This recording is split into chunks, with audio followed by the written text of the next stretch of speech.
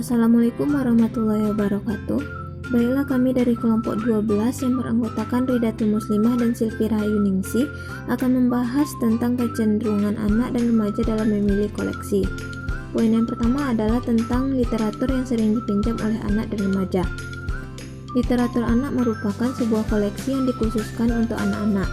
Biasanya terdiri dari buku fiksi, petualangan, kepahlawanan, ilustrasi, dan disertai dengan CD maupun DVD.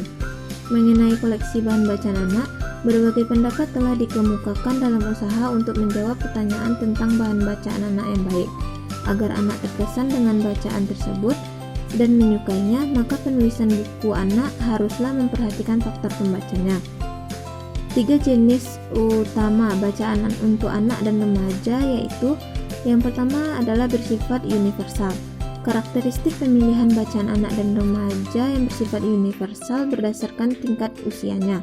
Pemilihan bacaan juga haruslah mempertimbangkan faktor budaya karena anak dibesarkan dan belajar tidak dalam kevakuman. Yang kedua adalah bersifat fantasi. Cerita fantasi anak tidak hanya menyuguhkan cerita yang bertujuan untuk memberikan hiburan semata, akan tetapi cerita fantasi anak dan remaja juga hadir untuk memberikan sesuatu yang baru dan bermanfaat bagi pembacanya. Yang ketiga yaitu bersifat petualangan. Anak-anak dan remaja biasanya lebih menyukai cerita yang bersifat petualangan dan lebih menantang. Poin selanjutnya yaitu tentang pemilihan literatur anak.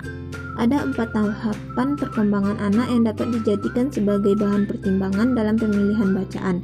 Di antaranya, yang pertama adalah tahap sensori motorik, yaitu umur 0-2 tahun. Tahap ini merupakan tahapan pertama dalam perkembangan kognitif anak. Karakteristik utama dalam tahap ini adalah bahwa anak belajar lewat koordinasi persepsi indera dan aktivitas motorik, serta mengembangkan pemahaman sebab akibat atau hubungan-hubungan berdasarkan sesuatu yang diraih atau dapat berkontak langsung. Yang kedua adalah tahap pra-operasional, yaitu umur 2-7 tahun.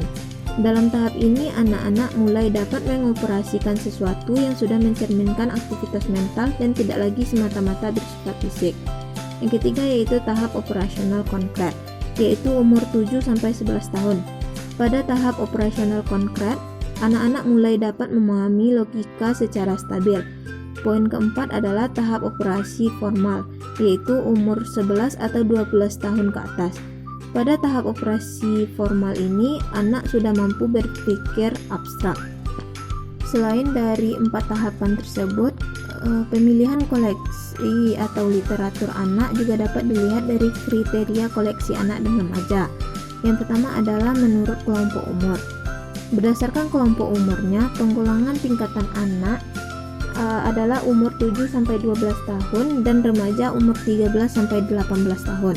Sedangkan menurut tingkat informasi, untuk kriteria bacaan anak dan remaja jika dilihat dari segi informasinya itu dapat dibedakan menurut jenjang pendidikan formal, yaitu berdasarkan jenjang SD, SMP, dan jenjang SMA.